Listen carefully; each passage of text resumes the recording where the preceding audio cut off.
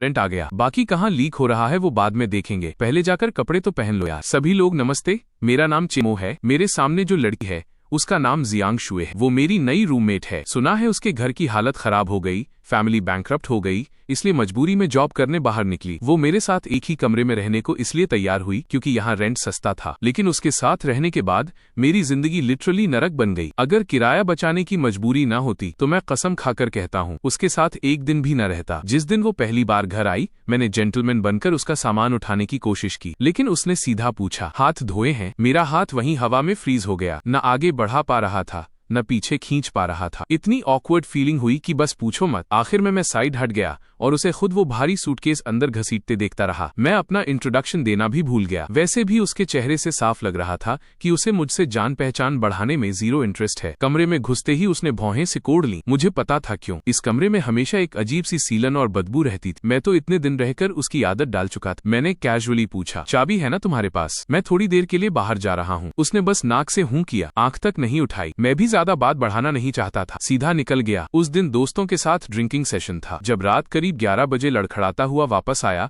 और कमरे का दरवाजा खोला तो मैं वहीं जम गया। ये मेरा वही कूड़े का अड्डा है। फर्श इतना साफ था कि उसमें चेहरा दिख जाए। जो पेपर्स और सामान हमेशा बिखरा रहता था, सब परफेक्टली अरेंज था। सच कहूँ तो घर में कोई साफ सुथरी लड़की होना तो लाइफ थोड़ी सिविलाइज्ड लगने लगती है। मैं सीधा बिस्तर पर गिरा और सो गया। अगली सुबह ऑफिस जाने के लिए उठा तो देखा मेरी टेबल खाली पड़ी है। सबसे बड़ा झटका तब लगा जब मेरा यूएसबी ड्राइव गायब मिला। उसमें मेरे सालों के डेटा, आइडियाज और फाइल्स थे। मेरे लिए वो खजाना था। मैं भागता हुआ जियांग शुए के पास गया। वो, तुमने कल मेरा कमरा साफ किया था। थैंक्स बोलने की जरूरत नहीं। थैंक्स नहीं बोल रहा। मेरा यूएसबी देखा क्या? मैं सोच रहा था उसने कहीं रख दिया होगा, लेकिन उसने बेहद कैजुअली कहा, फेंक दिया। उस पल मेरी आत्मा शरीर छोड़कर वापस आना भूल गई। उसमें मेरे कई सौ जीबी डेटा थे। एक बेकार यूएसबी ही तो था। नया खरीद दूंगी, या फिर उसमें कुछ अडल्ट वीडियोस थे। बस उस पल मेरा पेशेंस खत्म हो गया। मैंने वहीं रूल्स बना दिए। प्राइवेट स्पेस अलग, कॉमन एरिया अलग। हम दोनों पूरे 10 मिनट तक बहस करते रहे। आखिरकार सेटलमेंट हुआ। लिविंग रूम, बाथरूम और किचन कॉमन एरिया होंगे। बेडरूम प्राइवेट रहेगा। बालकनी उसका पर्सनल एरिया होगा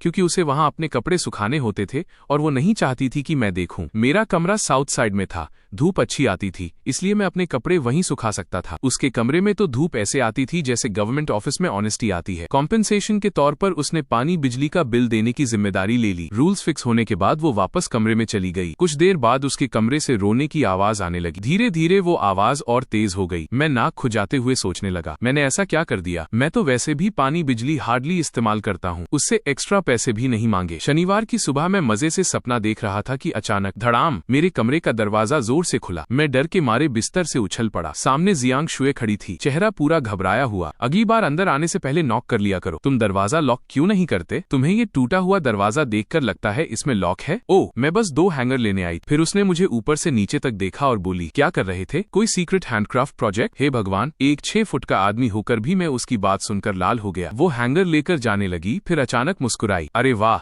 कार्टून वाला अंडरवेयर भी पहनते हो? सीरियसली, तुम्हारे पास करने को कुछ नहीं है क्या? चाहो तो 2 और गिफ्ट कर दूं? वो तुरंत भाग गई, लेकिन उसके जाते वक्त उसके कदमों की घबराहट साफ बता रही थी कि वो भी उतनी काम नहीं थी जितना दिखा रही थी। रूममेट लाइफ है भाई, थोड़ा एडजस्टमेंट तो बनता है। लेकिन मैं जो एडजस्टमेंट सोच रहा था उसका मतलब था एक दूसरे की बाउंड्रीज समझना। वो ऐसा नहीं सोचती थी। उसे मेरी बाउंड्रीज पता थी और उसे उन्हीं बाउंड्रीज के ऊपर डांस करना पसंद था। कभी भी बिल्ली की तरह चुपचाप मेरे कमरे में घुस आती, कभी मैं बाथरूम में होता और वो अचानक अंदर आ जाती, फिर खुद ही चीखने लगती, ऐसे जैसे एयर रेड सायरन बज गया हो। समझ नहीं आता था आखिर पैनिक किस बात का है। और उसे बेसिक लाइफ स्किल्स भी नहीं आती थी। कपड़े वॉशिंग मशीन में डालने के बाद बाकी सब भगवान भरोसे छोड़ देती। कुकिंग नहीं आती थी, लेकिन मास्टर शेफ बनने की कोशिश जरूर करती थी। एक बार तो पूरे घर में आग लगते लगते बची। हर बार मुझे गुस्से में उसे स्टेप बाय स्टेप सिखाना पड़ता था। हाँ, एक बात अच्छी थी, वो सीखने में तेज थी। दूसरी बार खाना बनाते समय उसे पता था कि तेल में आग लगे तो पानी नहीं डालना चाहिए। उसने वॉशिंग लिक्विड डाल दिया। हाँ भाई, प्रोग्रेस हो रही थी। 16 जुलाई उसका बर्थडे था। मुझे कैसे पता चला? क्योंकि उस दिन वो पूरे दिन सोफा पर बैठकर मंत्र जप रही थी। आज ओवर टाइम मत लगना, आज ओवर टाइम मत लगना। मेरी नींद तक खराब हो गई। जब मैं गुस्से में उसे चुप कराने जा रहा था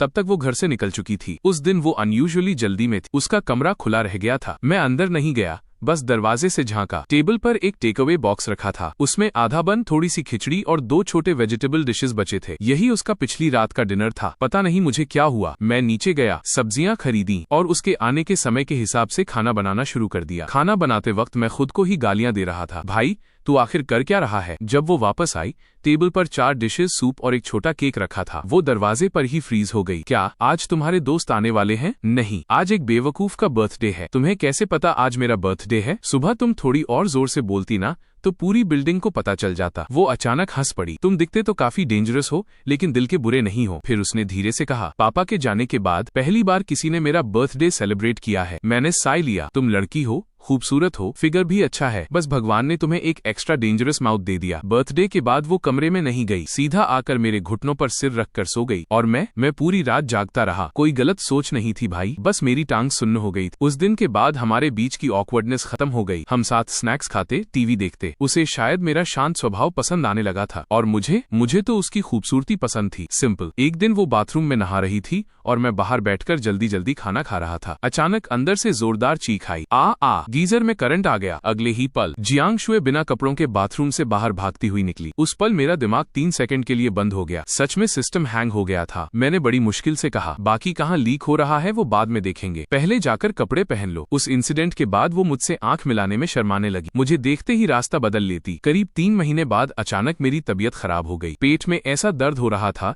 जैसे अंदर किसी ने ड्रिल मशीन चला दी हो। शुरू में लगा थोड़ी देर में ठीक हो जाएगा, लेकिन हालत बिगड़ती गई। मैं किसी तरह हॉस्पिटल जाने की कोशिश कर रहा था कि तभी जियांग शुए दौड़कर आई। उसने दोनों हाथों से मेरा चेहरा पकड़ लिया। उसके हाथ बर्फ जैसे ठंडे थे और कांप रहे थे। मैं दर्द से ठीक से बोल भी नहीं पा रहा था। उसने बिना कुछ पूछे जैकेट पहनी, मुझे सहारा दिया और नीचे ले जाने लगी। भाई, वो 6ठी मंजिल थी। आज तक समझ नहीं आया वो पतली सी लड़की मुझे नीचे कैसे उतार लाई। टैक्सी बुलानी थी, लेकिन वो फोन घर पर भूल गई थी। आधी रात तक वो मुझे आधा उठाकर आधा घसीटकर इमरजेंसी रूम तक ले गई। जब मेरी ड्रिप खत्म हुई और होश लौटा, तब तक सूरज निकलने वाला था। डॉक्टर ने कहा, गैस्ट्रिक स्पैज्म है, ज्यादा टेंशन की बात नहीं। मैंने धीरे से कहा, थैंक यू, अब जाकर सो जाओ, तुम्हें ऑफिस भी जाना है। कोई बात नहीं, मैंने लीव ले ली। कुछ दिनों बाद मैं पूरी तरह रिकवर हो गया। उसका थैंक्स करने के लिए मैंने पूरा दिन किचन में मेहनत की। वो खाते खाते अचानक बोली, इतना अच्छा खाना बनाते हो, क्या जिंदगी भर मेरे लिए खाना बना सकते हो? उस वक्त मेरा दिमाग सीधा रोमांटिक मोड में चला गया। मैंने ऑलमोस्ट हाँ कर दी थी, लेकिन उसकी हंसी देखकर समझ आया, मैडम का मतलब सिर्फ खाना बनाना था, शादी वाड़ी नहीं। उस दिन के बाद उसने बाहर से खाना मंगवाना बंद कर दिया। हर शाम किचन में मेरे साथ चिपकी रहती, कहती घर का खाना चीप भी है और हेल्थी भी। मैं ऊपर से भले कंप्लेन करता था, लेकिन जब भी याद आता कि उसने मुझे अस्पताल पहुंचाने के लिए अपनी जान लगा दी थी, तो मेरी कुकिंग स्पीड अपने आप बढ़ जाती। लेकिन उस दिन कुछ अजीब था। खाना तैयार था, फिर भी वो खाने नहीं आई। मैं उसके कमरे में गया, देखा वो बिस्तर पर मुंह छिपाकर रो रही थी। मैं घबरा गया। क्या हुआ? किसने परेशान किया? कुछ हुआ है तो साफ साफ बोलो, हम दोस्त है ना। असल में मामला इतना कॉम्प्लिकेटेड नहीं था। जियांग शुए कंपनी में कभी ओवर टाइम नहीं करती थी। टाइम खत्म मतलब सीधा घर। उसकी इमोशनल इंटेलिजेंस वैसे भी कॉर्पोरेट स्लेवरी समझने लायक नहीं थी। ऊपर से उसने मेरी वजह से लीव ली थी, इसलिए मैनेजर इनडायरेक्ट तरीके से उसे निकालने की कोशिश कर रहा था। वो सुबकते हुए बोली, अगर निकालना है तो निकाल दें, लेकिन कॉम्पेंसेशन पूरा देना चाहिए ना। मैंने सिर हिलाया, बस इतनी सी बात, टेंशन मत लो, ये मामला अब मैं देखूंगा। उसकी कंपनी स्मॉल लोन बिजनेस करती थी। अगले दिन मैंने ढंग के कपड़े पहने, दाढ़ी साफ की,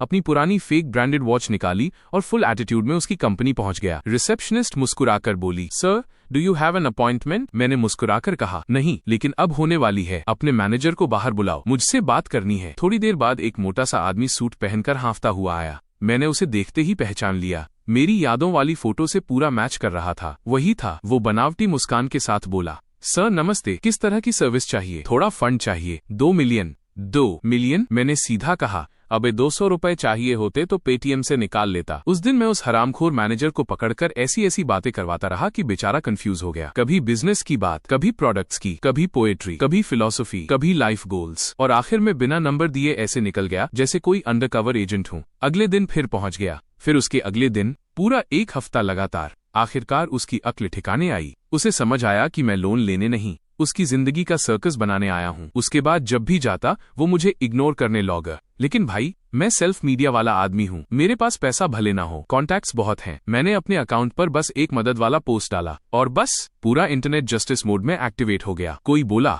भाभी को लेकर पहुंच रहा हूँ। दूसरा बोला, मैं हथौड़ा लेकर आ रहा हूँ। एक भाई तो अभी अभी जेल से निकला था, बोला देश बेचकर पॉकेट मनी कमाने का एक्सपीरियंस है, जरूरत हो तो बताना। सच कहूँ तो आजकल के नेटिजन्स कमाल के हैं, बातें भी मजेदार करते हैं। दिल खुश हो गया। कुछ ही दिनों में वो मोटा मैनेजर टूट गया। खुद मुझे फोन किया। कॉल उठाते ही मैंने साफ बोल दिया, एम्प्लॉई को निकालना है तो निकालो, लेकिन कॉम्पेंसेशन पूरा दो, सब लीगल तरीके से करो, फिर कोई तुम्हें परेशान नहीं करेगा। फोन कटने के 5 मिनट बाद ही जियांग शुए भागती हुई मेरे पास आई। चेहरे पर एक्साइटमेंट साफ दिख रही थी। उन्होंने पैसे देने मान लिया। उस दिन जब वो रेजिग्नेशन देने गई, मैं भी उसके साथ गया। मैनेजर ने जैसे ही मुझे देखा, उसका चेहरा करेला बन गया। पास खड़े सेल्स वाले तो ऐसे घूर रहे थे जैसे मौका मिले तो यहीं गाड़ दें, और मैं तो बड़े प्यार से हाथ हिलाकर हेलो बोल रहा था। जियांग शुए पूरी शॉक थी। तुम्हारी इन लोगों से काफी अच्छी बॉन्डिंग हो गई लगती है। हाँ, काफी डीप इंटरैक्शन हुआ है। उसके बाद जियांग शुए पूरे 1 हफ्ते घर पर आराम करती रही, रोज लेट उठना, फिर मेरा बनाया खाना खाना। एक दिन कंप्लेंट करने लगी। मैं सिर्फ 1 हफ्ते में 3 किलो मोटी हो गई। आराम पूरा होने के बाद उसने फिर रेज्यूमे भेजना शुरू किया। Interviews, applications, calls. एक पल के लिए सच में मेरा मन हुआ कि उसे बोल दूं, चलो दोनों मिलकर कंटेंट क्रिएशन करते हैं। घर में साथ रहना, साथ खाना, साथ काम करना, लाइफ काफी अच्छी लगती। हाँ, मानता हूँ मेरे अंदर सेल्फिशनेस थी। घर में इतनी खूबसूरत लड़की हो तो मूड अपने आप अच्छा रहता है, लेकिन फिर एक फोन कॉल ने सब गड़बड़ कर दिया। जियांग शुए को नई जॉब मिल गई, सिफांग डिस्ट्रिक्ट में एडमिनिस्ट्रेटिव वर्क। मेरे घर से मेट्रो में पूरा 1 घंटा लगता था। उस रात हमने सेलिब्रेशन किया। थोड़ा नशा चढ़ा तो मैंने कैजुअली पूछा, तो कब शिफ्ट हो रही हो? जरूरत हो तो मदद कर दूं? वो मुझे देखकर बोली। मैंने कब कहा कि मैं शिफ्ट हो रही हूँ? अरे तुम्हारा ऑफिस इतना दूर है ना। दूर कहाँ है? मैंने तुरंत कहा। तुम तो पहले 40 मिनट एक्स्ट्रा ट्रैवल से भी घर बदलने को तैयार हो जाती थी। फिर मैं हंसते हुए बोला, कोई तंग करे तो भाई को बुला लेना। तभी अचानक मकान मालिक अंदर आ गया। बहुत माफ कीजिए, मैंने ये घर बेच दिया है। नया बायर जल्दी पोजेशन चाहता है। आप लोगों को जल्दी निकलना पड़ेगा। मैं वहीं फ्रीज हो गया। फिर धीरे से जियांग शुए की तरफ देखा। अब कहाँ जाओगी? शायद सिफांग डिस्ट्रिक्ट। ऑफिस के पास रहना आसान होगा। और तुम? मैं शायद आउटस्कर्ट्स चला जाऊं। सस्ता होगा और शांत भी, इंस्पिरेशन भी मिलेगा। हम दोनों में से किसी ने भी फिर साथ रहने की बात नहीं की। अजीब सी समझदारी थी हमारे बीच, शायद इसलिए क्योंकि सब बहुत जल्दी हुआ था। पहले लड़ाई, फिर समझना, फिर एक दूसरे के साथ खड़ा होना। अगर हमारे पास सिर्फ 6 महीने और होते तो शायद मैं हिम्मत करके उससे पूछ लेता, क्या पूरी जिंदगी साथ रहना चाहोगी? लेकिन उस समय ऐसा बोलना कुछ ज्यादा सस्पिशियस लगता। मैंने हिम्मत जुटाकर कहा, वो अगर चाहो तो मैं भी सिफांग डिस्ट्रिक्ट में घर ढूंढ लूं। 2 लोग मिलकर रेंट बांट लेंगे। उसने धीरे से कहा, हमारे ऑफिस में एक नई लड़की आई है, कल ही उसके साथ रहने का प्लान बना लिया। जिस दिन वो जा रही थी मैं उसका सामान नीचे उतार रहा था। उसने मेरे कंधे पर हाथ मारकर धूल हटाई, फिर मुस्कुराकर बोली, एक हग नहीं मिलेगा? मैंने मुंह फेरते हुए कहा, इतना इमोशनल होने की जरूरत नहीं, व्हाट्सएप है ना। लेकिन अगले ही पल मैंने उसे कसकर पकड़ लिया। जब उसकी छोटी सी शिफ्टिंग वाली गाड़ी दूर जा रही थी, ऐसा लगा जैसे मेरे अंदर उगती हुई फीलिंग्स भी उसके साथ चली गईं। मुझे याद भी नहीं कि वो मेरी बाहों से कैसे अलग हुई, ना ये याद है कि हमने गुड बाय कैसे कहा। बस उसके गले लगाने के वक्त मेरे दिमाग में सिर्फ 4 शब्द घूम रहे थे, किस्मत बड़ा कमीना खेल खेलती है। आखिर में मैं खाली सड़क की तरफ हाथ हिलाता रह गया। उसके बाद हमारी चैट हिस्ट्री 6 सितंबर पर जाकर रुक गई। अगले दिन मैं भी शिफ्ट हो गया, दोस्तों को बुलाया, पूरा दिन सामान उठाते उठाते निकल गया। रात को सबके साथ बारबेक्यू खाने बैठ गए। उसी फेमिलियर माहौल ने मुझे वापस रियलिटी में लापटका। दिल में जो उसकी याद भारी होकर बैठी थी, थोड़ी हल्की लगी। एक दोस्त ने पूछा, और वो खूबसूरत रूममेट? चली गई, तूने साथ क्यों नहीं रखा? उसका ऑफिस अलग एरिया में है, मेरे साथ रहकर क्या करती? वो अचानक जोर से बोला, सच बता, अभी भी पसंद करता है ना उसे? नहीं, झूठ मत बोल। फिर उसने सीधा वार किया, अगर नहीं पसंद थी तो तूने 2 बेडरूम वाला घर क्यों लिया? उसके शब्द हथौड़े की तरह दिमाग पर लगे। हाँ, मैं अकेला आदमी होकर भी 2 बेडरूम क्यों ले रहा था? और सबसे बड़ी बात, मैंने ऐसा घर चुना जो महंगा था, लेकिन सिफांग डिस्ट्रिक्ट के बहुत करीब था। शायद सच में मेरे सबकॉन्शियस में कहीं न कहीं उम्मीद थी कि जियांग शुए वापस आएगी, लाइफ फिर नॉर्मल हो गई। लेकिन कुछ हैबिट्स बदल नहीं पाई। जैसे आज भी मैं जरूरत से ज्यादा खाना बना देता था। अब भी बाहर का खाना ऑर्डर करने का मन नहीं करता था। पहले जैसी आलस वाली लाइफ भी खत्म हो गई थी। मैं रेगुलरली घर साफ करने लगा था। दूसरा बेडरूम खाली था, फिर भी उसे हमेशा चमकाकर रखता। उस दिन बहुत तेज बारिश हो रही थी, बिजली लगातार चमक रही थी। मैं कंप्यूटर के सामने बैठा हॉरर स्क्रिप्ट लिख रहा था, सोच रहा था डरावना क्या होगा, बिस्तर के नीचे भूत या दरवाजे के बाहर? सोचते सोचते मैं झुककर बेड के नीचे देखने लगा, और फिर होली शिट, वहां कोई भूत नहीं था, बल्कि एक ऐसी चीज पड़ी थी जिसकी उम्मीद नहीं थी। वो USB ड्राइव जो जियांग शुए ने सपोजिडली फेंक दिया था। तभी दरवाजे पर नॉक हुआ। मैं डर के मारे उछल पड़ा, दरवाजा खोला और सामने बारिश में भीगी हुई जियांग शुए खड़ी थी। क्या हुआ, हेल्प नहीं करोगे? मैं हक्का बक्का रह गया। जियांग शुए, ये क्या चल रहा है?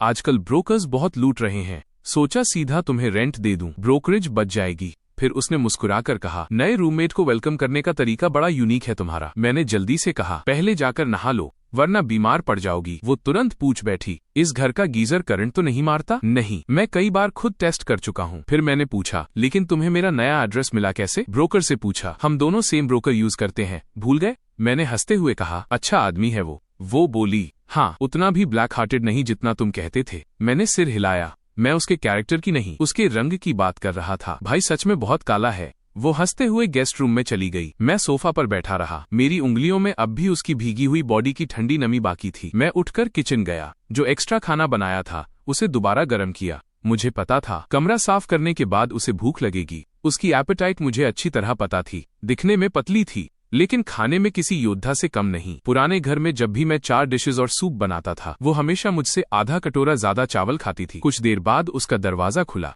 वो हल्के गुलाबी रंग की स्लीपवेयर पहनकर बाहर आई और सोफा पर बैठ गई। टेबल पर गरम खाना देखकर उसकी आंखें चमक उठीं। सच में दोबारा गरम किया? तुमने कहा था पेट भरा है, लेकिन खुशबू सूंघकर 2 कौर और खा लोगी। वो हंस पड़ी, फिर बिना फॉर्मेलिटीज के सीधे चॉपस्टिक्स उठाकर खाने लगी। न बारिश वाली हालत बची थी, न अलग रहने वाली दूरी। ऐसा लग रहा था जैसे वो कभी गई ही नहीं थी। मैं सामने बैठा उसे देखता रहा। चेहरे पर अपने आप मुस्कान आ गई। मैंने कैजुअली पूछा, उस नई रूममेट के साथ तो बड़ा अच्छा रहने वाली थी, फिर अचानक यहाँ क्यों? इतनी बारिश में भागती हुई चली आई। डर नहीं लगा कि मेरी नई गर्लफ्रेंड आ चुकी होगी? उसके हाथ रुक गए, कानों तक हल्की लालिमा फैल गई। फिर धीरे से बोली, उस लड़की के साथ रहना इम्पॉसिबल था। पहले दिन से कंप्लेन शुरू कर दी। कहती थी मैं ज्यादा देर नहाती हूँ, रात को उठती हूँ तो आवाज करती हूँ। जैसे जैसे वो बोल रही थी उसका चेहरा उतरता जा रहा था, बिल्कुल वैसा ही जैसा तब होता था जब ऑफिस वाले उसे परेशान करते थे। आखिर में उसकी आवाज धीमी हो गई, सिर झुक गया, कान इतने लाल हो गए थे जैसे अभी धुआं निकल जाएगा। मेरा दिल पिघल गया।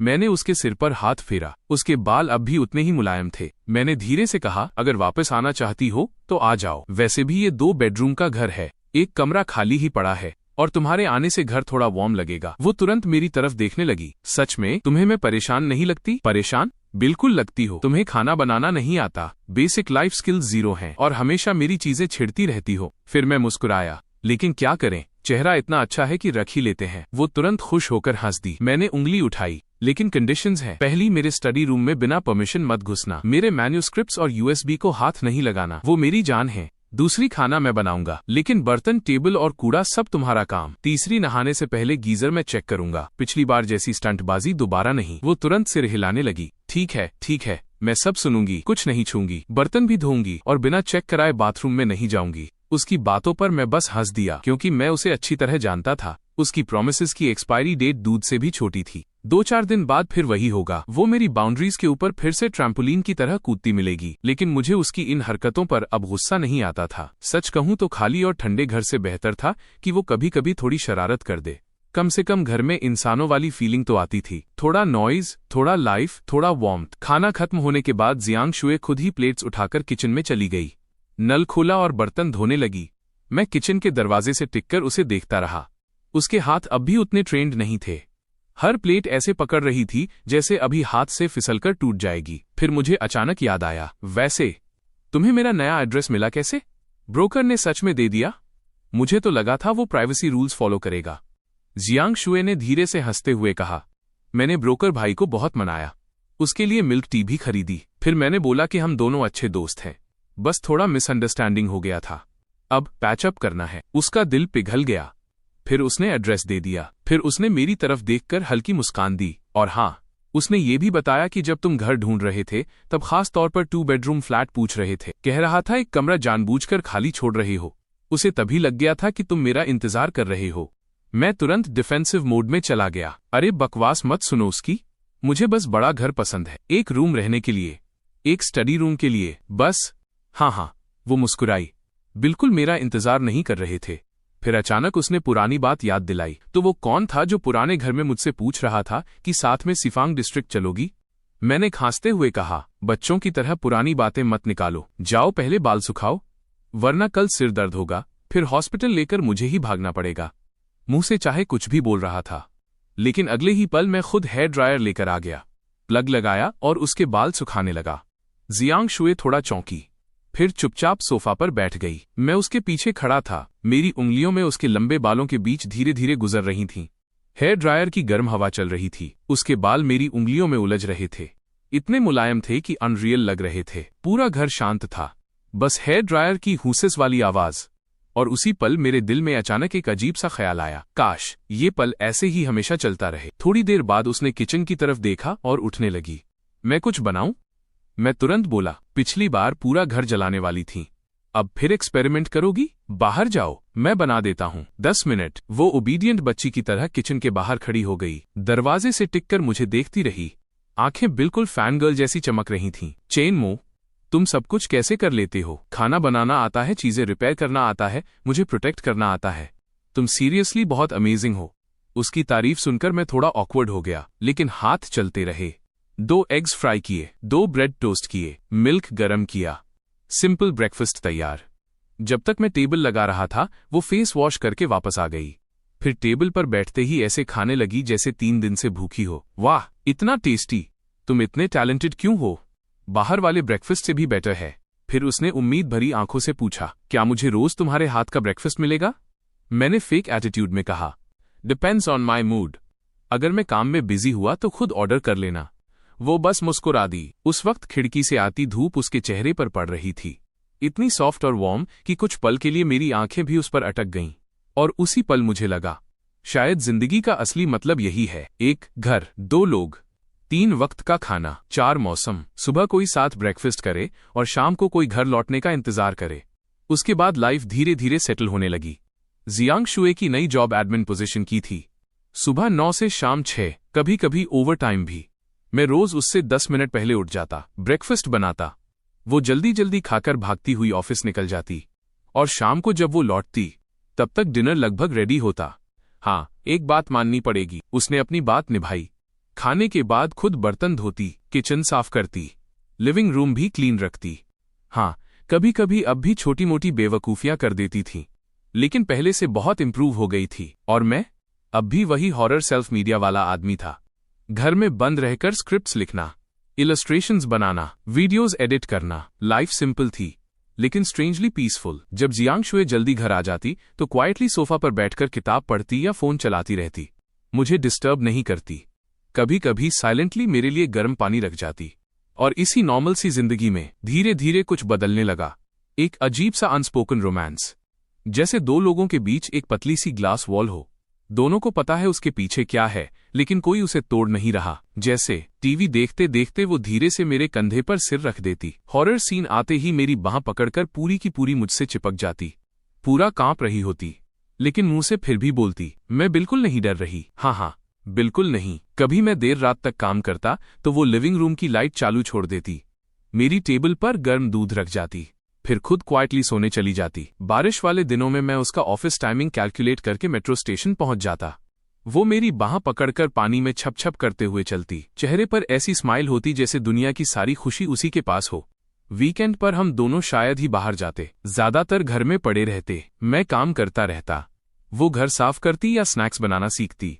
सक्सेस रेट आज भी क्वेश्चनेबल था, लेकिन जब भी कुछ बनाती सबसे पहले मुझे खिलाती। एक शनिवार मैं वीडियो एडिटिंग में इतना डूबा हुआ था कि लंच करना भूल गया। जियांग शुए ने मुझे डिस्टर्ब नहीं किया, चुपचाप किचन में गई और ऑनलाइन ट्यूटोरियल देखकर वॉन्टन बनाना सीखने लगी। जब मैं फाइनली कमरे से बाहर आया तो टेबल पर टेढ़े मेढ़े वॉन्टन रखे थे, कुछ फटे हुए, कुछ से फिलिंग बाहर निकल रही थी। वो एप्रन पहने खड़ी थी, हाथों पर आटा लगा था और चेहरे पर प्योर एक्सपेक्टेशन। मैं उन्हें देखकर हंस पड़ा, फिर एक स्पून उठाकर टेस्ट किया। सरप्राइजिंगली स्वाद बुरा नहीं था, बस नमक थोड़ा ज्यादा था। वो टेंशन में पूछने लगी, कैसा है? बहुत खराब बना क्या? मैं हंस पड़ा, नहीं, बस थोड़ा कम नमक डालना अगली बार। फिर मैंने पूरा बोल खत्म कर दिया। वो इतनी खुश हुई जैसे किसी किंडरगार्टन बच्चे को स्टार स्टिकर मिल गया हो। उस दोपहर हम बालकनी में बैठे धूप सेंक रहे थे। वो आंखें बंद करके कुर्सी पर लेटी थीं। फिर अचानक बोली, चेनमो, तुम्हें लगता है हम सिर्फ रूममेट्स हैं? मैंने उसकी तरफ देखा, धीरे से कहा, हम सबसे अच्छे रूममेट्स हैं और सबसे अच्छे दोस्त भी। उसने मेरी तरफ देखा, उसकी आंखों में कुछ था, कुछ ऐसा जो मैं समझ रहा था, लेकिन फिर भी समझने का नाटक कर रहा था। वो कुछ कहना चाहती थी, लेकिन आखिरकार सिर्फ धीरे से बोली, हूँ।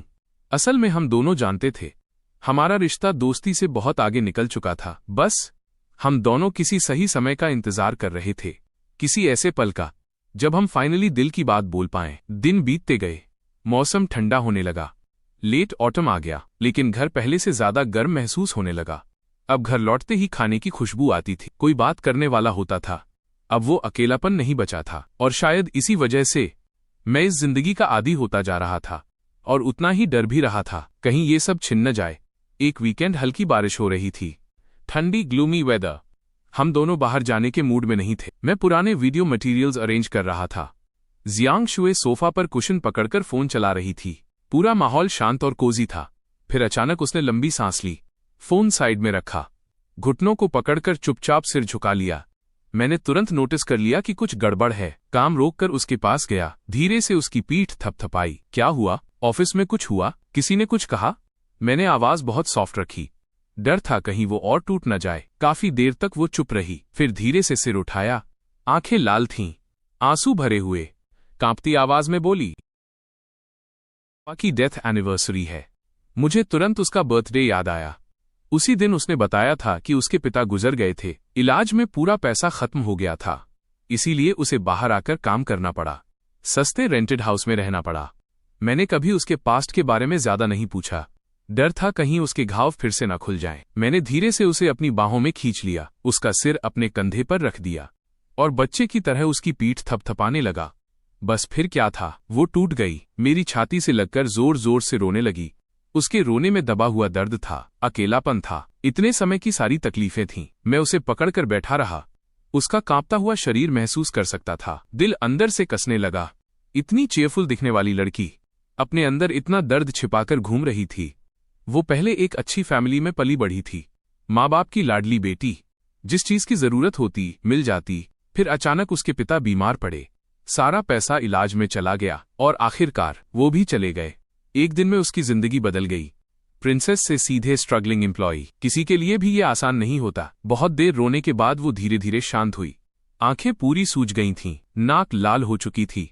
वो अब भी मेरी बाहों में थी। धीरे धीरे उसने अपना पास्ट बताना शुरू किया। पापा पहले छोटा बिजनेस करते थे, घर की हालत अच्छी थी। मैंने बचपन में कभी तकलीफ नहीं देखी। पढ़ाई में जियांग शुए कभी खास अच्छी नहीं थी, लेकिन उसके पापा ने उसे कभी डांटा नहीं। वो हमेशा बस यही कहते थे, मेरी बेटी खुश रहे वही काफी है। उसकी माँ तो बचपन में ही गुजर गई थी। उसके बाद उसके पापा ने अकेले ही उसे पाला। जो मांगा वो दिया, जितना प्यार दे सकते थे दिया। 3 साल पहले अचानक उसके पापा को कैंसर डिटेक्ट हुआ, और वो भी लास्ट स्टेज। उस वक्त जियांग शुए अभी कॉलेज में थी। ये खबर सुनते ही उसकी दुनिया जैसे रुक गई। इलाज के लिए घर बेच दिया गया, बिजनेस खत्म हो गया, सारी सेविंग्स चली गईं। रिश्तेदारों से लेकर दोस्तों तक, जिससे हो सकता था सबसे पैसे उधार लिए। लेकिन आखिर में फिर भी उसके पापा को बचाया नहीं जा सका। जिस दिन वो गए, उन्होंने जियांग शुए का हाथ पकड़कर सिर्फ एक बात कही, अपना ध्यान रखना, कभी खुद को मजबूर मत करना, खुश रहना, और किसी ऐसे इंसान को चुनना जो सच में तुमसे प्यार करे। मेरी तरह अकेली मत रहना। जियांग शुए ने रोते हुए उनसे प्रॉमिस किया था, लेकिन उसके बाद वो हर बार टूट जाती थी जब किसी और को अपने पापा के साथ देखती। ग्रेजुएशन के बाद वो अपने होम टाउन में नहीं रहना चाहती थी। हर चीज उसे अपने पापा की याद दिलाती थी, इसलिए वो अकेले इस शहर में आ गई। सबसे सस्ता कमरा ढूंढा, जो जॉब मिल सकती थी की। रिश्तेदारों से बात करना भी कम कर दिया। डर था कि अगर किसी ने पूछ लिया कैसी हो, तो शायद वो खुद को रोक नहीं पाएगी। फिर उसने धीरे से मेरी तरफ देखा। पुराने घर में मैं हमेशा तुमसे लड़ती रहती थी ना, तुम्हारी चीजें छेड़ती थीं। असल में मैं बहुत अकेली थी, बस चाहती थी कोई मुझसे बात करे। उसकी आवाज धीरे धीरे कांपने लगी। फिर तुमने मेरा बर्थडे सेलिब्रेट किया, मेरे लिए लड़ाई की, मेरी तरफ खड़े रहे। तब पहली बार लगा कि ये शहर इतना ठंडा नहीं है, किसी का साथ होना कितना अच्छा होता है। फिर वो हल्का सा हंसी, लेकिन आंखों से आंसू फिर गिर पड़े। जब हम अलग हुए थे ना, मैं ठीक से सो नहीं पाती थी। कहीं भी रहती, घर जैसा फील नहीं आता था। सिर्फ तुम्हारे साथ रहने पर ही मन शांत रहता है। उसने एक ही सांस में दिल की सारी बातें कह दी। जो दर्द इतने समय से अंदर दबा रखा था, सब बाहर आ गया। मैं उसे चुपचाप सीने से लगाए बैठा रहा। दिल इतना भारी हो गया था कि समझ नहीं आ रहा था क्या बोलूं। ये लड़की बाहर से कितनी केयरलेस और नॉइजी लगती थी, लेकिन अंदर से उतनी ही टूटी हुई थी। उसकी सारी बदतमीजियां, उसकी शरारतें, उसकी चाइल्डिश हरकतें असल में खुद को बचाने का तरीका थीं। वो अंदर से अब भी बस एक छोटी सी लड़की थी जिसे प्यार चाहिए था। मैंने उसे और कसकर पकड़ लिया। धीरे लेकिन बहुत सीरियस आवाज में कहा, अब तुम्हें अकेले रहने की जरूरत नहीं है। अब मैं हूं। तुम्हारे पापा की जगह तो कभी नहीं ले सकता, लेकिन मैं प्रॉमिस करता हूं, मैं तुम्हारा ख्याल रखूंगा। तुम्हें कभी अकेला फील नहीं होने दूंगा। कोई तुम्हें हर्ट करेगा तो सबसे पहले मैं खड़ा रहूंगा, और चाहे कुछ भी हो जाए। मैं तुम्हारे साथ रहूंगा। जियांग शुए ने सिर उठाकर मुझे देखा।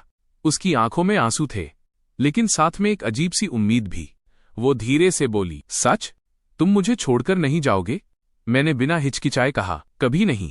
हर बर्थडे तुम्हारे साथ मनाऊंगा। तुम्हें कोई रुलाएगा तो मैं उससे लड़ूंगा। तुम अकेली फील करोगी तो मैं तुम्हें पास रखूंगा। हम हमेशा साथ रहेंगे, ठीक? उसने जोर से सिर हिलाया, फिर सीधे मेरे सीने से लिपट गई, चेहरा मेरी छाती में छिपाकर धीरे से बोली, ठीक है, हमेशा साथ रहेंगे। उस पल ऐसा लगा जैसे दो अकेले लोग आखिरकार अपना घर ढूंढ चुके हों। हमारे बीच जो फीलिंग्स इतने समय से छुपी हुई थीं, उन सबको आखिर नाम मिल गया। अब हम दोनों समझ चुके थे, हम एक दूसरे की जिंदगी का हिस्सा नहीं, जरूरत बन चुके हैं। उस रात मैंने उसकी पसंद की ढेर सारी डिशेस बनाई, जूस की बोतल खोली और उसके साथ बैठकर उसके पापा को याद किया। मैंने उससे कहा, अब हर साल इस दिन मैं तुम्हारे साथ रहूंगा। जब भी पापा की याद आए मुझे बता देना। वो धीरे धीरे मुस्कुराने लगी। उसकी आंखों का दुख थोड़ा हल्का हो चुका था। अब वहां डर कम था और सुकून ज्यादा। शायद इसलिए क्योंकि पहली बार उसे लगा अब वो इस शहर में अकेली नहीं है। अब उसके पास लौटने के लिए एक घर है और उस घर में मैं था। उसके बाद जिंदगी धीरे धीरे नॉर्मल चलने लगी। देखते देखते विंटर आ गया। बाहर ठंड बढ़ती जा रही थी, लेकिन घर पहले से ज्यादा गर्म महसूस होता था। हमारा रिश्ता भी अब रूममेट वाला नहीं रहा था। हम प्रैक्टिकली कपल बन चुके थे। बस ऑफिशियली प्रपोज नहीं किया था, बाकी हर चीज तो कपल्स वाली ही थी। लेकिन जिंदगी कभी पूरी स्मूथ नहीं चलती। थोड़े थोड़े स्टॉर्म्स आते रहते हैं और वही फीलिंग्स को टेस्ट करते हैं। अच्छी बात बस ये थी, हर मुश्किल में हम दोनों एक दूसरे के साथ खड़े रहते थे। जियांग शुए की नई कंपनी में उसका बॉस एक 40 साल का क्रीपी आदमी था। पहले से ही उसके इरादे गंदे लगते थे। कभी अकेले ऑफिस में बुलाना, कभी ओवर टाइम के नाम पर रोकना, कभी पर्सनल काम करवाना। जियांग शुए सब सह रही थी, मुझे नहीं बता रही थी। उसे डर था मैं गुस्से में कुछ कर ना दूं। लेकिन एक रात वो करीब 10 बजे घर लौटी। चेहरा उतरा हुआ था, आंखें लाल। घर में घुसते ही सीधे मेरे सीने से लिपट गई और रोने लगी। मेरा दिल बैठ गया। मैंने तुरंत उसे पकड़कर पूछा, क्या हुआ? किसी ने कुछ किया? काफी देर बाद उसने टूटी आवाज में बताया, आज उसका बॉस फिर ऑफिस में उसे रोककर गलत तरीके से छूने की कोशिश कर रहा था। वो किसी तरह खुद को छुड़ाकर भागी और जाते जाते उसने धमकी भी दी, अगर किसी को बताया तो नौकरी से निकाल दूंगा। बस मेरे अंदर का पूरा सिस्टम ब्लास्ट हो गया। इतना गुस्सा आया कि हाथ कांपने लगे। उस वक्त सच में मन कर रहा था जाकर उस आदमी का मुंह तोड़ दूं। मेरी लड़की को कोई हाथ लगाए और मैं चुप रहूं? इम्पॉसिबल। लेकिन जियांग शुए डर गई। उसने तुरंत मेरा हाथ पकड़ लिया। प्लीज इम्पल्सिव मत बनो। वो कंपनी का सीनियर है, हम उसका कुछ नहीं बिगाड़ सकते। वर्स्ट केस मैं रिजाइन कर दूंगी। मैंने उसकी बात बीच में काट दी। रिजाइन? क्यों? गलती उसकी है, सजा तुम्हें क्यों मिले? जिसने तुम्हें परेशान किया है उसे प्राइज देना पड़ेगा। मैंने बहुत कामली लेकिन फर्मली कहा, ये मैटर अब मैं हैंडल करूंगा। उस रात मैंने कोई ड्रामा नहीं किया, सीधे जाकर लड़ाई भी नहीं की। पहले एविडेंस कलेक्ट किया, उसके चैट्स, कॉल रिकॉर्ड्स, मैसेजेस, फिर उसके कुछ ट्रस्टेड कॉलीग से बात की। तब पता चला वो आदमी सिर्फ जियांग शुए को नहीं, कई फीमेल एम्प्लॉयज को परेशान कर चुका था। बस सब नौकरी जाने के डर से चुप थी। लेकिन मैं इतने साल सेल्फ मीडिया फील्ड में रह चुका था, ऐसे क्रीप्स को एक्सपोज कैसे करना है अच्छे से आता था। मैंने सारे प्रूफ्स एनोनिमसली कंपनी हेडक्वार्टर्स की डिसिप्लिनरी टीम को भेज दिए। फिर कुछ लोकल ब्लॉगर्स और मीडिया कॉन्टैक्ट्स के जरिए इनडायरेक्टली इश्यू उठवाया। सीधे नाम नहीं लिया, लेकिन इतना हिंट दे दिया कि प्रेशर बन जाए। साथ ही एक लॉयर फ्रेंड से लीगल एडवाइस भी ले ली। 2 दिन बाद कंपनी हेडक्वार्टर्स से लोग इन्वेस्टिगेशन के लिए आए। वो क्रीपी बॉस शुरुआत में झूठ बोलता रहा, लेकिन एविडेंस बहुत सॉलिड था। ऊपर से दूसरी लड़कियां भी सामने आ गईं। अब उसके पास बचने का कोई रास्ता नहीं था। कंपनी ने तुरंत उसे फायर कर दिया, पब्लिक अपॉलॉजी दी और फ्यूचर में ऐसी चीजें रोकने का प्रॉमिस भी किया। जब जियांग शुए को ये सब पता चला, वो लिटरली शॉक्ड थी। चेन मो, तुम इतने जल्दी सब कैसे सॉल्व कर लेते हो? मुझे लगा था बहुत लंबा मामला होगा। मैं थोड़ा एटीट्यूड में बोला, ऑब्वियसली, आखिर तुम किसकी गर्लफ्रेंड हो? ये बोलते ही मेरा दिमाग फ्रीज हो गया, क्योंकि मैंने पहली बार उसे ओपनली गर्लफ्रेंड कह दिया था। मेरे कान तुरंत लाल हो गए। जियांग शुए भी कुछ सेकंड के लिए ब्लैंक रह गई। फिर उसके चेहरे पर धीरे धीरे स्माइल आई। वो पंजों के बल खड़ी हुई और मेरे गाल पर किस कर दिया। धीरे से बोली, हाँ, मैं तुम्हारी गर्लफ्रेंड हूं। अब जिंदगी भर मुझे प्रोटेक्ट करना पड़ेगा। उस पल दिल लिटरली पिघल गया। मैंने उसे बाहों में खींचा और धीरे से किस किया। वो कोई फिल्मी ड्रामेटिक किस नहीं था, बस बहुत सॉफ्ट, बहुत वार्म और बहुत सच्चा। उस किस में हमारी सारी फीलिंग्स थीं, सारा इंतजार था। उस दिन के बाद हम ऑफिशियली कपल बन गए। अब हम ऑकवर्ड रूममेट्स नहीं थे। ये घर भी अब सिर्फ रेंटेड फ्लैट नहीं रहा था, ये हमारा छोटा सा घर बन चुका था। लेकिन कुछ समय बाद मेरी लाइफ में भी प्रॉब्लम आ गई। मेरे हॉरर सेल्फ मीडिया अकाउंट को कुछ राइवल क्रिएटर्स ने मास रिपोर्ट कर दिया। कहा मेरा कंटेंट सुपरस्टिशन प्रमोट करता है। कई वीडियोस हट गए, अकाउंट की रीच गिर गई, इनकम अचानक बहुत कम हो गई। मेरा मूड पूरी तरह खराब हो गया। मैं दिन भर स्टडी रूम में बंद रहता, ज्यादा बात नहीं करता। जियांग शुए सब नोटिस कर रही थी, लेकिन उसने मुझे फोर्स नहीं किया, बस क्वाइटली मेरा साथ देती रही। कभी अच्छा खाना बनाती, कभी मेरे साथ देर रात तक जागती, कभी प्लेटफॉर्म रूल्स पढ़कर मेरे स्क्रिप्ट्स ठीक करवाती, यहां तक कि आइडियाज भी देने लगी। एक रात उसने मेरा हाथ पकड़कर कहा, हार मत मानो, तुम्हारा कंटेंट सच में अच्छा है, बस कुछ लोग जेलस हैं, हम धीरे धीरे सब ठीक कर लेंगे। उसकी आंखों में इतना भरोसा था कि मेरा कॉन्फिडेंस वापस आने लगा। मैंने कंटेंट दोबारा ऑप्टिमाइज करना शुरू किया, सेंसिटिव टॉपिक्स अवॉइड किए, वीडियोस और बेहतर बनाए। और जियांग शुए, उसके वियर्ड लेकिन क्रिएटिव आइडियाज सरप्राइजिंगली बहुत काम आए। उसका क्वर्की ब्रेन मेरे हॉरर चैनल के लिए परफेक्ट था। धीरे धीरे अकाउंट फिर ग्रो करने लगा, व्यूज वापस आए, फॉलोअर्स तेजी से बढ़ने लगे और इनकम भी पहले से ज्यादा हो गई। मैंने खुशी में उसे कसकर पकड़ लिया। सीरियसली, अगर तुम नहीं होती ना, तो मैं अब भी डिप्रेशन में पड़ा होता। तुम मेरी लकी स्टार हो। जियांग शुए तुरंत मुस्कुराई। ऑब्वियसली, मैं तुम्हारी गर्लफ्रेंड हूं, हेल्प तो करनी पड़ेगी। फिर वो मेरे सीने से लगकर धीरे धीरे मुस्कुराने लगी। चेहरे पर वही पीसफुल स्माइल थी जो सिर्फ घर मिलने के बाद आती है। असल में सबसे अच्छी मोहब्बत कभी एक इंसान की अकेली मेहनत नहीं होती, बल्कि दो लोगों का साथ होता है। ऐसा साथ जहां मुश्किल आए तो कोई कंधे से कंधा मिलाकर खड़ा रहे, और जब जिंदगी नीचे गिराने लगे तो वही इंसान हाथ पकड़कर ऊपर खींच ले। सुख दुख में साथ, हर हाल में साथ। सर्दियों की पहली बर्फ उस शहर पर चुपचाप उतर आई थी। पूरा शहर सफेद चादर में लिपटा हुआ किसी फिल्म के सीन जैसा लग रहा था। बाहर आसमान से लगातार बर्फ गिर रही थी और घर के अंदर हीटर की गर्माहट फैली हुई थी। उस दिन वीकेंड था और मैंने काफी समय से एक चीज की तैयारी कर रखी थी। मैं जियांग शुए को एक प्रॉपर कन्फेशन देना चाहता था, एक ऐसा पल जिसमें उसे महसूस हो कि वो मेरे लिए कितनी खास है। हम दोनों वैसे तो पहले ही रिलेशनशिप में आ चुके थे, लेकिन मैंने कभी उसे ढंग से प्रपोज नहीं किया था। हमेशा लगता था कि मैं उसे वो एहसास नहीं दे पाया जिसकी वो हकदार थी। ये लड़की मेरे साथ छोटे से किराए के घर में रही, बिना किसी शिकायत के हर मुश्किल झेली। मैंने सोचा अब वक्त है उसे ये भरोसा देने का कि मैं सच में उसके साथ पूरी जिंदगी बिताना चाहता हूँ। मैंने घर को थोड़ा सजाया, महंगे फूल या फैंसी कैंडल्स नहीं खरीदे, क्योंकि भाई बजट भी कोई चीज होती है। बस उसकी पसंद वाली छोटी छोटी फेरी लाइट्स लगाई, बालकनी और लिविंग रूम को कोजी बना दिया। फिर उसकी पसंद के ढेर सारे डिशेस बनाए, एक छोटा सा केक लिया और एक सिंपल सी सिल्वर रिंग खरीदी। वो कोई डायमंड रिंग नहीं थी, लेकिन उसे खरीदने के लिए मैंने काफी दिनों तक पैसे बचाए थे। मेरे लिए उसकी कीमत किसी खजाने से कम नहीं थी। सुबह जब जियांग शुए उठकर कमरे से बाहर आई तो पूरा सजा हुआ घर और डाइनिंग टेबल पर रखा खाना देखकर वहीं रुक गई। उसकी आंखों में सरप्राइज साफ दिख रहा था। आज क्या है? तुमने ये सब कब किया? मैंने उसका हाथ पकड़ा और उसे कुर्सी पर बैठाया।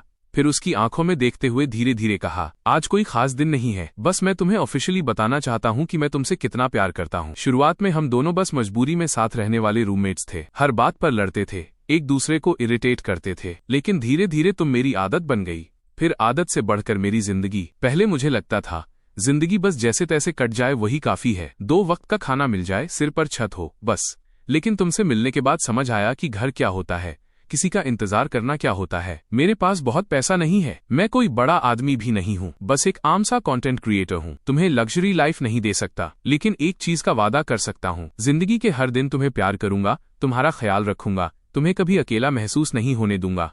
3 वक्त का खाना मैं बनाऊंगा और पूरी जिंदगी तुम्हारे साथ चलूंगा। मैंने गहरी सांस ली। जियांग शुए, मैं तुमसे प्यार करता हूँ, ये कोई टेम्पररी फीलिंग नहीं है। मैंने बहुत सोचकर ये फैसला लिया है। क्या तुम मेरी गर्लफ्रेंड बनकर नहीं, मेरी पूरी जिंदगी बनकर रहोगी? क्या तुम मुझसे शादी करोगी? मैंने वो सिल्वर रिंग निकाली और उसके सामने घुटनों पर बैठ गया। दिल इतनी तेज धड़क रहा था जैसे एग्जाम हॉल में बिना पढ़े पेपर देने जा रहा हूँ। जियांग शुए वहीं खड़ी रह गई। अगले ही पल उसकी आंखों से आंसू बहने लगे, लेकिन वो दुख के आंसू नहीं थे, वो खुशी थी। उसने जोर से सिर हिलाया। हाँ, मैं तो बहुत पहले से तैयार थी। मैंने मुस्कुराते हुए उसकी उंगली में रिंग पहनाई। साइज बिल्कुल परफेक्ट था। अब तुम ऑफिशियली मेरी हो, जिंदगी भर भाग नहीं पाओगी। वो मुझे पकड़कर रोने लगी, लेकिन चेहरे पर इतनी प्यारी स्माइल थी कि उस पल दुनिया की हर चीज फीकी लग रही थी। उसने अपनी उंगली में रिंग देखते हुए कहा, ये मेरी जिंदगी का सबसे खूबसूरत गिफ्ट है, किसी भी सोने हीरे से ज्यादा। उस रात हम दोनों खिड़की के पास खड़े होकर बाहर गिरती बर्फ देखते रहे, खाना खाते रहे, फ्यूचर की बातें करते रहे। कोई लग्जरी नहीं थी, कोई एक्सपेंसिव सेटअप नहीं था, लेकिन उस छोटे से घर में जो खुशी थी वो शायद बड़े बड़े महलों में भी नहीं मिलती। रात तक बर्फ रुक चुकी थी, बाहर चांदनी सफेद बर्फ पर पड़ रही थी और पूरा रास्ता चमक रहा था। मैंने उसका हाथ पकड़ा और हम नीचे वॉक करने निकल गए। बर्फ पर चलते हुए चर्र चर्र की आवाज आ रही थी। हम धीरे धीरे सड़क पर चलते रहे, बातें करते रहे, हंसते रहे। ठंडी हवा भी उस वक्त गर्म लग रही थी। जियांग शुए ने आसमान की तरफ देखकर कहा, चांद कितना गोल और सुंदर लग रहा है। मैंने उसकी तरफ देखा और हंस दिया, इतना भी सुंदर नहीं जितनी तुम। वो तुरंत शर्माकर मुझे मारने लगी। मैंने झुककर उसके माथे को किस किया। उस पल अचानक एहसास हुआ कि जिंदगी की सबसे बड़ी खुशी शायद यही होती है, भीड़ भरी दुनिया में अपने सही इंसान को ढूंढ लेना। कितने भी चक्कर काट लो, आखिर में दिल उसी के पास लौटता है जो सच में अपना होता है। उस दिन के बाद हमारी जिंदगी पहले जैसी ही साधारण रही, लेकिन अब रिश्ते में एक भरोसा आ गया था। अब हम बस रूममेट्स या लवर्स नहीं थे, बल्कि सच में एक दूसरे का घर बन चुके थे। जियांग शुए रोज ऑफिस जाती और घर लौटते ही उसे गर्म खाना मिलता। मैं अपना कंटेंट बनाता रहा और धीरे धीरे मेरा काम भी ग्रो करने लगा। इनकम पहले से स्टेबल हो गई थी। हम दोनों साथ बैठकर फ्यूचर प्लान करते, पैसे बचाते और सोचते कि अगले साल तक किसी छोटे से घर का डाउन पेमेंट कर देंगे। हमारे बीच छोटी मोटी लड़ाइयां अब भी होती थीं। मैं उसे उसकी भूलने की आदत पर चिढ़ाता, वो मुझे अनइमोशनल बोलकर लड़ती। लेकिन अब हम समझ चुके थे कि यही हमारा प्यार जताने का तरीका है। लड़ाई होती, 2 घंटे बाद वही एक दूसरे को स्नैक्स खिला रहे होते।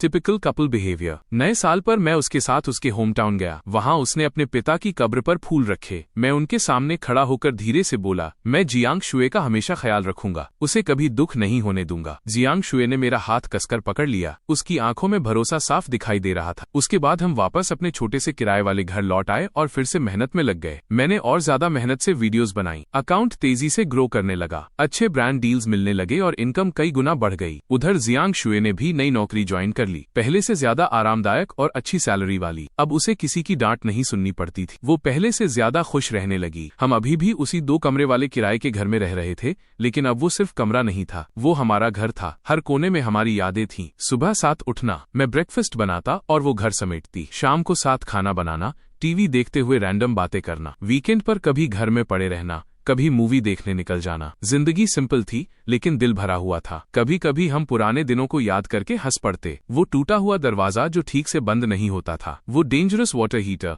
उसका मेरा यूएसबी ड्राइव कहीं फेंक देना, मेरा उसे पीठ पर उठाकर हॉस्पिटल ले जाना। इतनी सारी परेशानियां थीं, लेकिन अब पीछे मुड़कर देखते तो सब यादें लगती थीं। जियांग शुए हंसते हुए बोली, अगर उस वक्त मैंने तुम्हारे साथ रूम शेयर करने से मना कर दिया होता, अगर लैंडलॉर्ड ने घर बेचने का फैसला नहीं किया होता, अगर तुम वापस मेरे पास नहीं आते, तो शायद हम कभी साथ नहीं होते। मैंने उसका हाथ दबाया। नहीं, अगर 2 लोग सच में एक दूसरे के लिए बने हों तो थोड़ा देर हो सकती है, लेकिन वो आखिर में मिल ही जाते हैं। किस्मत अजीब चीज है। 2 अकेले लोग, एक अनजान शहर, एक छोटा सा किराए का घर, और वहीं से शुरू हुई पूरी जिंदगी की कहानी। धीरे धीरे वक्त गुजरता गया और फिर एक दिन बसंत आ गया। बाहर फूल खिल चुके थे, मौसम में नई शुरुआत वाली फीलिंग थी। आखिरकार हमने घर के लिए इनफ पैसे जमा कर लिए। हमें एक छोटा सा 2 बेडरूम अपार्टमेंट पसंद आया। सनलाइट अच्छी आती थी, लोकेशन भी परफेक्ट थी, उसके ऑफिस के पास और मेरे वर्क सेटअप के लिए भी कन्वीनियंट। कॉन्ट्रैक्ट साइन करते वक्त हम दोनों के हाथ कांप रहे थे। एक्साइटमेंट इतनी थी कि स्माइल रुक ही नहीं रही थी। जियांग शुए अचानक मुझे पकड़कर खुशी से बोली, अब हमारा अपना घर है,